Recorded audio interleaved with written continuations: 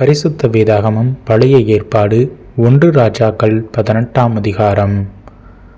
அநேக நாள் சென்று 3ஆம் வருஷமாகையில் கர்த்தருடைய வார்த்தை எலியாவுக்கு உண்டாகி, நீ போய் ஆகாபுக்கு உன்னை காண்பி, நான் தேசத்தின் மேல் மழையை கட்டளையிடுவேன் என்றார். அப்பொழுது எலியா ஆகாபுக்கு தன்னை காண்பிக்கப் போனான். பஞ்சமோவெனில் சமரியாவிலே கொடிதாயிருந்தது. ஆனபடியால் ஆகாப் அரமனை விசாரிப்புக்காரனாகிய ஒபதியாவை அழைப்பித்தான்.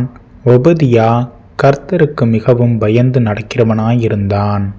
யெசபேல் கர்த்தரின் தீர்க்கதரிசிகளை சங்கரிக்கிற போது ஒபதியா 100 தீர்க்கதரிசிகளை சேர்த்து அவர்களை கெபிக்கு 50 பேராக ஒளித்து வைத்து அவர்களுக்கு அப்பமும் தண்ணீரும் கொடுத்து அவர்களை பராமரித்து வந்தான்.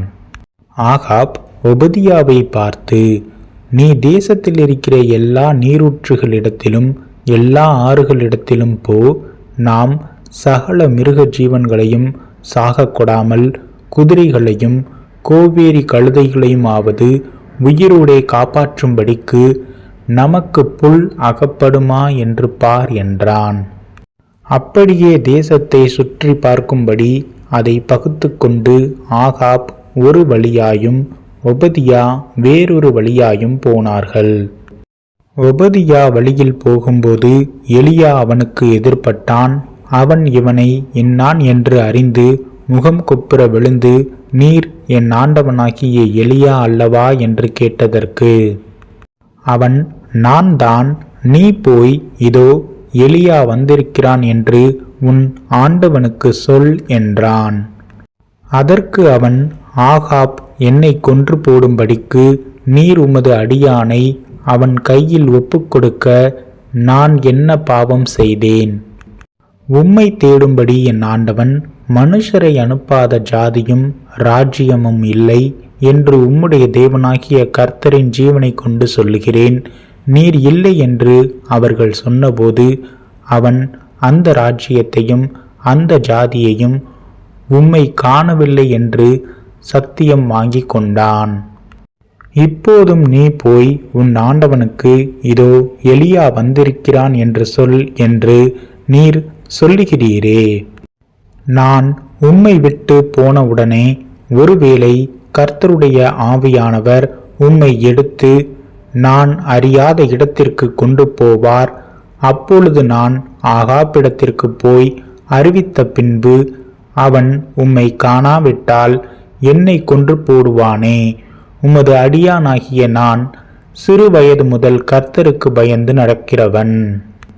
யெசபேல் கர்த்தரின் தீர்க்கதரிசிகளை கொன்று போடுகிற போது நான் கர்த்தருடைய தீர்க்கதரிசிகளில் 100 பேரை ஒவ்வொரு கபியிலே 50 பேராக ஒளித்து வைத்து அவர்களுக்கு அப்பமும் தண்ணீரும் கொடுத்து பராமரித்து வந்த என்னுடைய செய்கை என் ஆண்டவனுக்கு அறிவிக்கப்படவில்லையோ?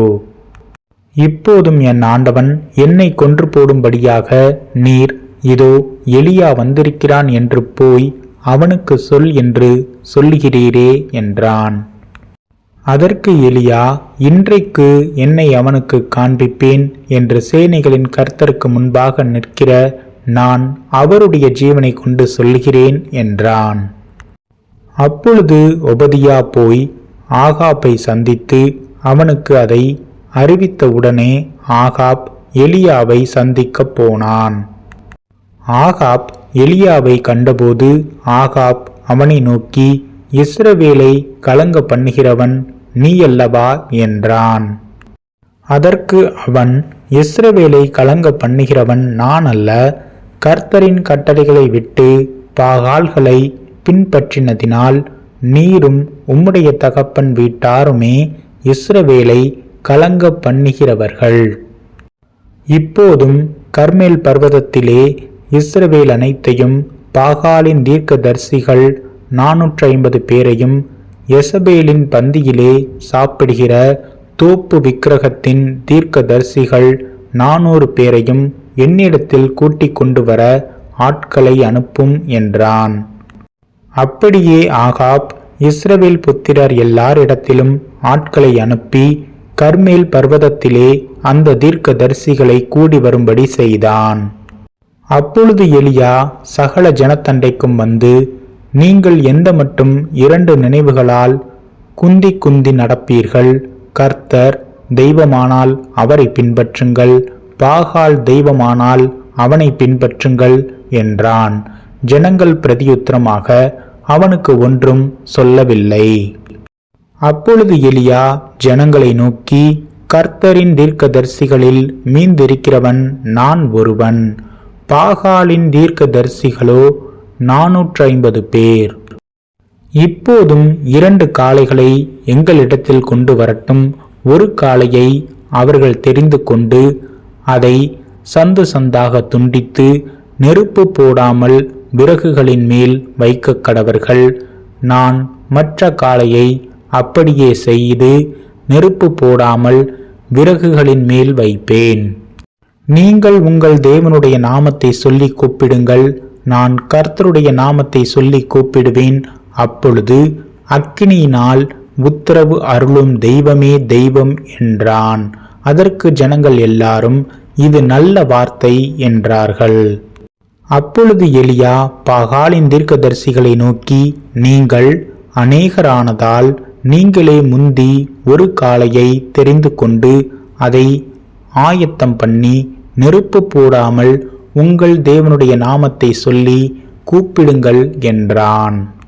தங்களுக்கு கொடுக்கப்பட்ட காளையை அவர்கள் வாங்கி அதை ஆயத்தம் பண்ணி, பாகாலே எங்களுக்கு உத்தரவு அருளும் என்று காலை தொடங்கி மத்தியானம் மட்டும் பாகாலின் நாமத்தை சொல்லி கூப்பிட்டார்கள்.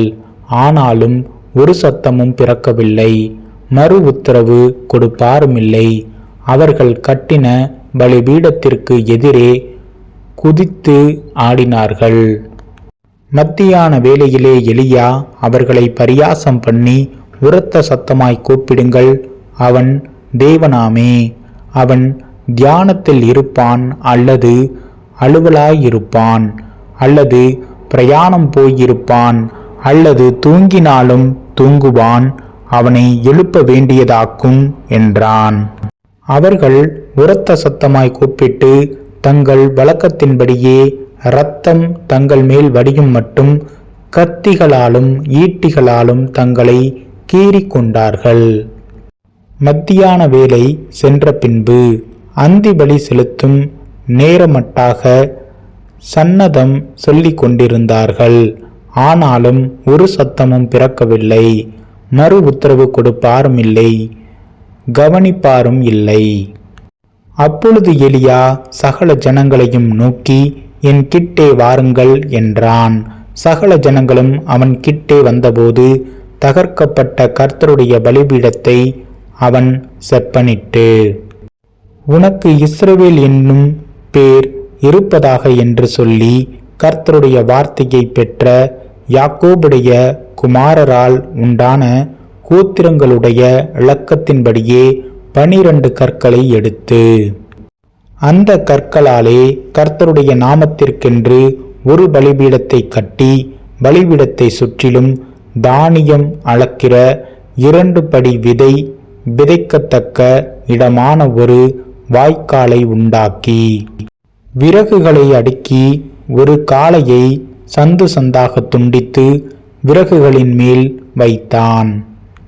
பிற்பாடு அவன், நீங்கள் 4 குடம் தண்ணீர் கொண்டு வந்து சர்வாங்க தகன பலியின் மேலும் விறகுகளின் மேலும் ஊற்றுங்கள் என்றான். பின்பு 2ஆம் தரமும் அப்படியே ஊற்றுங்கள் என்றான். 2ஆம் தரமும் ஊற்றினார்கள். அதற்கு பின்பு 3ஆம் தரமும் அப்படியே ஊற்றுங்கள் என்றான். 3ஆம் தரமும் ஊற்றினார்கள். அப்பொழுது தண்ணீர் பலிபீடத்தை சுற்றிலும் ஓடினது. வாய்க்காலையும் தண்ணீரால் நிரப்பினான்.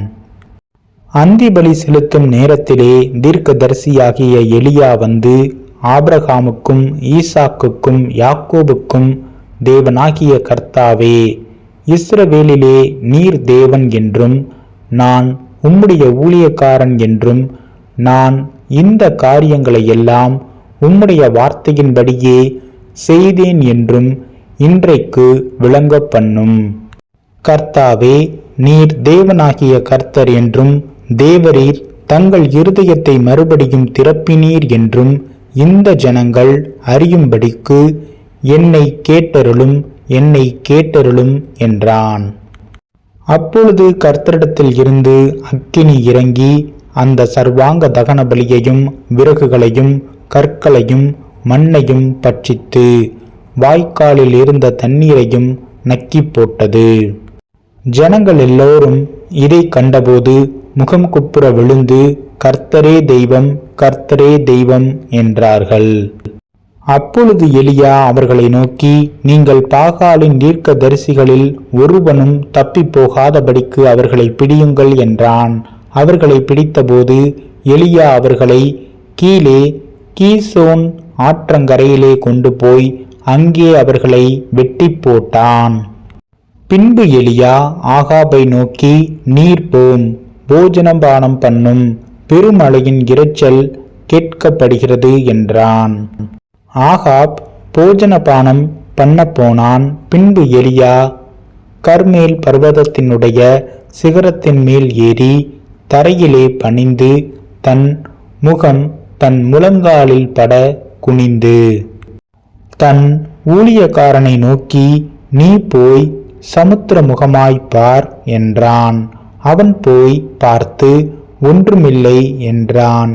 நீ இன்னும் 7 தரம் போய் பார் என்றான்.